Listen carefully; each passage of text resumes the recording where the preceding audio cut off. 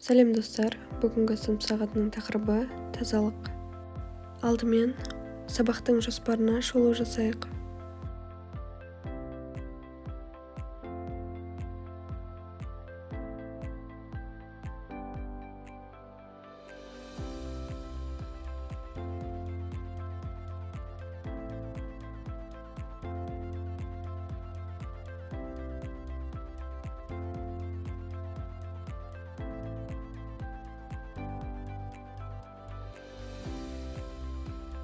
Сабақ нәтижесінде оқушылар тазалық сақтаудың маңыздылығын түсінеді. Тазалықтың түрлерімен танысады, тән тазалығы және жан тазалығының маңыздылығын ұғынады. Тазалықтың қоғамға пайдасы және ластықтың қоғамға зиянын түсінетін болады. Ал бастайық, сонымен бүгінгі тақырып тазалық туралы. Сабақты бір қызықты тәжірибе жасаудан бастауды сіздерге ұсынамын.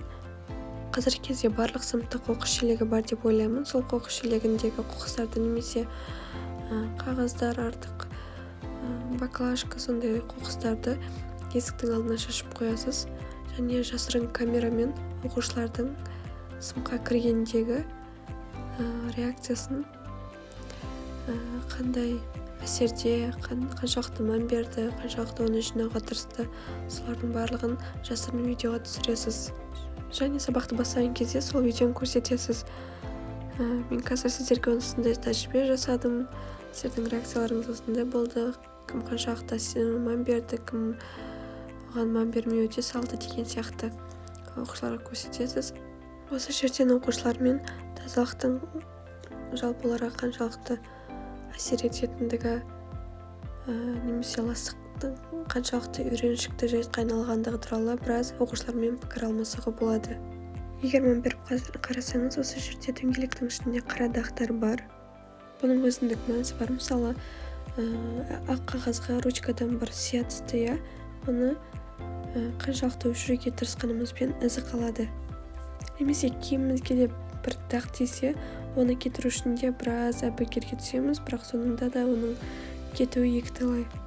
Немесе рухымызға, жалпы ішкі жан дүниемізге түскен кейбір дақтар, ол мысалы түрлі жаман әдеттер болуы мүмкін, онда кетіру үшін көп тер төгуіміз керек.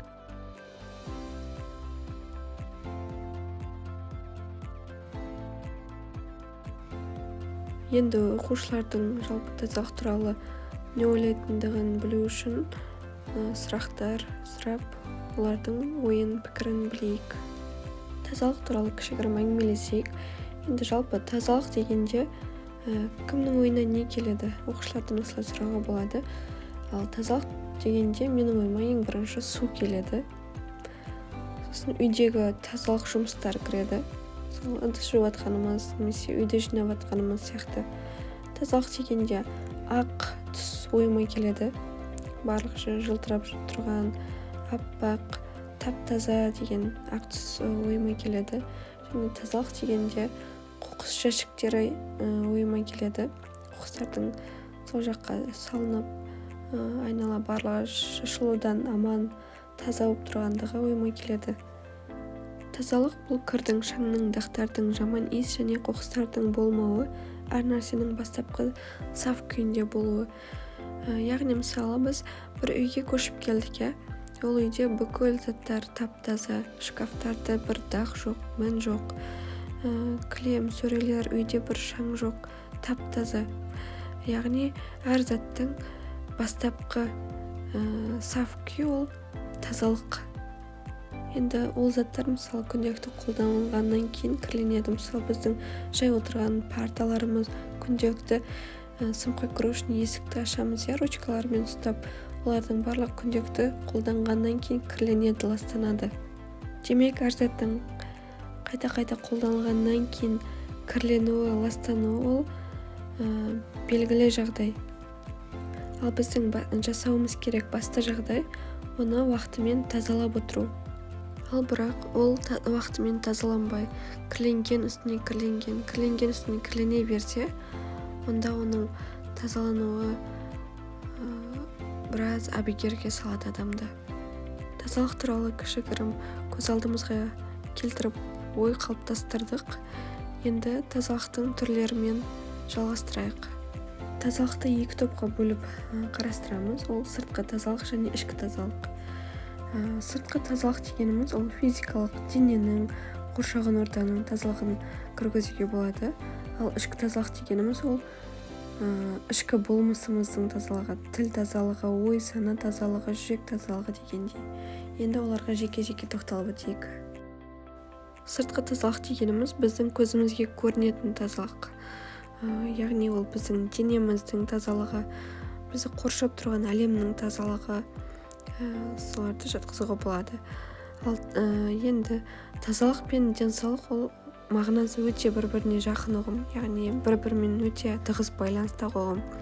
Екеуін тіпті ажыратудың өзі мүмкін емес.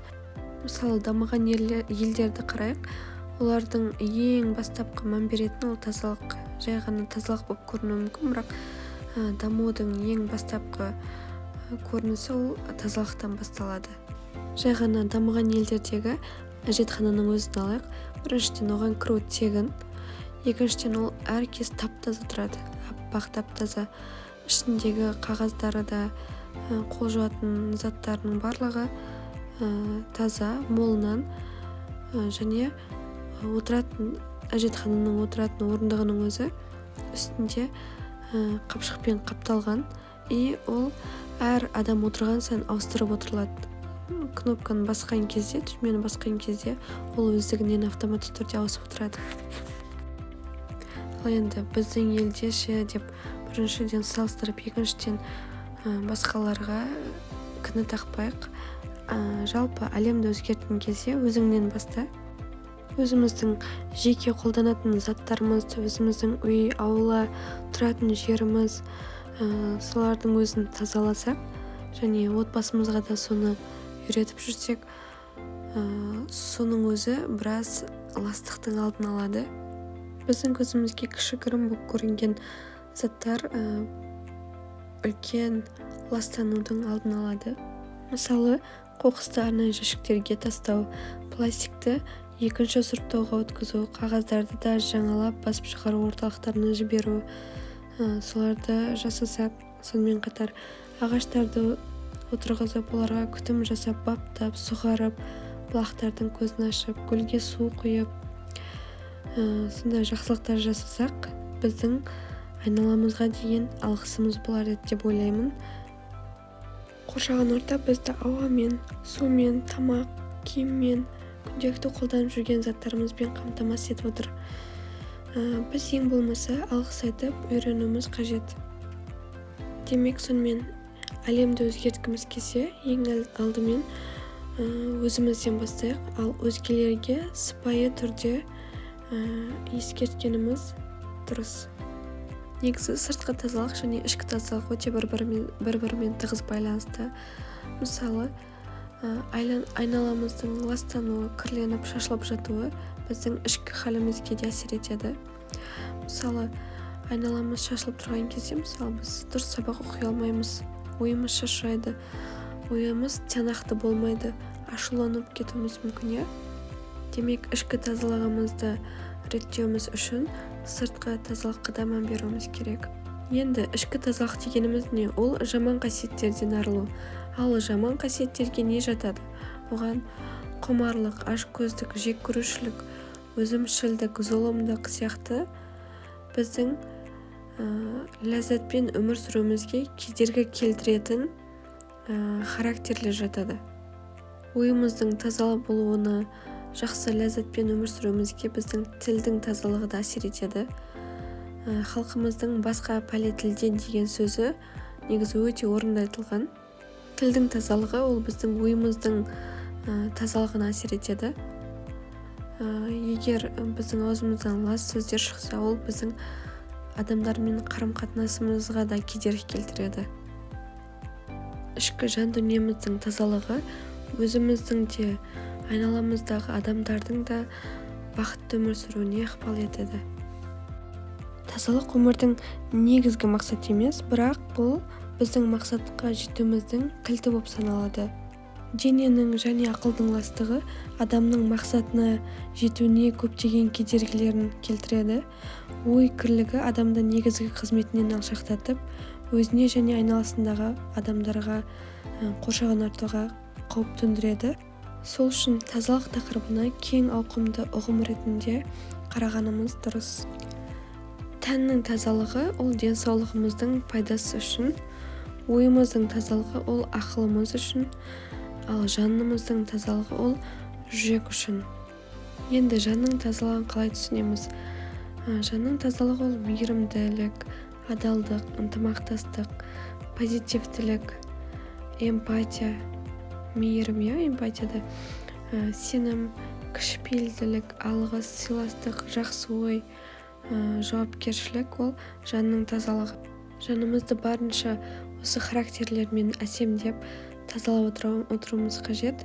Бұл бөлімді шәкәрім атамыздың біреудің мінін тергенше, жамандығын көргенше, өз бойыңды тазалап, өзіңмен күрес өлгенше деген сөзі өте керемет аша түседі. Өз бойымызды барынша көре алмаушылық, жек көрушілік, біреу туралы жаман ойлау деген сияқты жаман характерлерден, ластықтардан тазартып отыруымыз қажет. Тән тазалығы және жан тазалық туралы біраз ақпаратқа ие болдық. Енді оқушылармен топтық ойын ойнасақ, оқушылар не топқа бөлініп немесе жекелей сыныпқа қандай тазалық ережелерін енгізуге болады, сол туралы өз ережелерін жазуы қажет. Соңында барлығының келісімімен ортақ деп тапқан ережелерді сынып бұрышына іліп, оқушылар барынша сол ережелерге бағынуы қажет. Келесі микроб және мен. Бұл жерде оқушылар жаңа командалық боп немесе жекелей өз ережесін жазып отырған кезде мұғалім қолына ұнды немесе топырақты бір затты ұстаған кезде ізі түсетіндей бір затты ұстап парталарды аралау керек. Оқушыларды ұстап, оқушылар көрінетіндей алдыңғы жағына мысалы қолынан ұстап қалай болып жатыр дегенде хал-ахуалын сұрағандай, олардың парталарды аралап, олардың заттарын, столдарды оқушылардың мысалы желкесінен қағып қойып, сөйтіп аралап шығу қажет. Оқушылар одан алдыңғы ереже туралы тапсырманы орындап біткеннен кейін сіз олардан айналасына мән беріп, не байқағандығын сұрауыңыз қажет. Жаңағы топырақ немесе ұнды вирус деп алайық, сіз оны барлығын ұстап тараттыңыз, яғни таратушысыз. Жалпы бұл көріністі көрсетуден мақсат вирустың таралуы, аурудың пайда болуы, әлемге оның зиянын оқушыларға түсіндіру. Кішігірім вирустан қаншама адамның өміріне зиян келтіру, тіпті өлімге дейін жетуі мүмкіндігін оқушыларға түсіндіруге болады. Мысалы, корона кезінде де қаншама адамның өміріне зиян келді, тіпті үйден шығудан қалдық. Оның барлығы сол тазалық сақталмағаннан, вирустың тез таралуынан, соның көрінісі. Енді тақырыпты аша түсу үшін әңгімемен жалғастырайық. Бұл әңгіме жан тазалығына сәйкес. Бір кісі ғұламаға келіп, сіз білесіз бе, бір жерде сізді жамандады, өте нашар сөздер айтты деп, тіпті оны айтуға да ұят деп айтады. Сол кезде әлгі ғұлама: сен бұл сөздерді ол кісінің аузынан естің ба дейді. Сонда әлгі кісі: ол мен қонаққа шақырған еді, сол дастархан басында сіз туралы осындай жайттарды айтты дейді. Сонда әлгі ғұлама: дастарханда не бар еді, сені қалай күтті, не ішіп жедің деп сұрайды. Ол кісі: дастарханда түрлі заттар бар еді, ол жерде неше түрлі тағамдар, ет, қонақжай кісі екен, біз әжептәуір ол жерде ішіп жедік дейді. Сонда әлгі ғұлама: сен сонда осыншама заттарды ішіп жедің, осы сенің ішіңе соның барлығы сыйды, бірақ оның бір ауыз айтқан сөзі сыймады ма деп айтады. Яғни бұл әңгімеден шығатын түйін алдымен оқушылардан сұрау қажет, одан кейін бірге түйін жасауға болады. Өсек сөз тасушылық ол адамның жанының кірленуіне, ластануына әсер етеді. Бұл әңгімеде өзі біреу туралы жаман ойлап тұр және өзге біреудің де жаман ойлауына себепші болып тұр. Өзіміздің жанымыздың кірленуіне, одан ары өзге біреудің де жанының кірленуіне себепші болудан аулақ болуымыз қажет. Барынша бойымызды аулақ ұстағанымыз дұрыс. Бұл жерде тазалыққа байланысты видеоролик ұсынылған, қаласаңыз жекеңізге жібере аламын. Үй тапсырмасына постер жасап келу. Оқушы отбасымен бірге тазалық жұмыстарын жасау қажет. Ол мүмкін үй болсын, лифт, егер көп қабатты үйде тұратын болса, лифт болсын, ауласы, шағын ауласы болсын, балалар ойнайтын площадка болсын, немесе өзінің отбасы өз тұратын үйі болсын, отбасымен бірге тазалық жұмыстарын жасап, суреттер түсіріп, посттер жасау.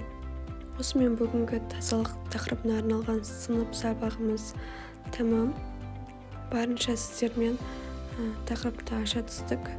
Тақырыпты аша түсу үшін түрлі тапсырмалар, ойындар, видеоролик, әңгімелер ұсындық. Келесі сабақта да тазалық тақырыбын жалғастырамыз. Егер сізге сабақ пайдалы болса, каналыма тіркеліңіз, лайк басып, пікір қалдырыңыз, достарыңызға жіберуді ұмытпаңыз. Апта сіз үшін берекелі және сәттіліктерге толы болсын. Келесі сабақта жолыққанша аман сау болыңыз.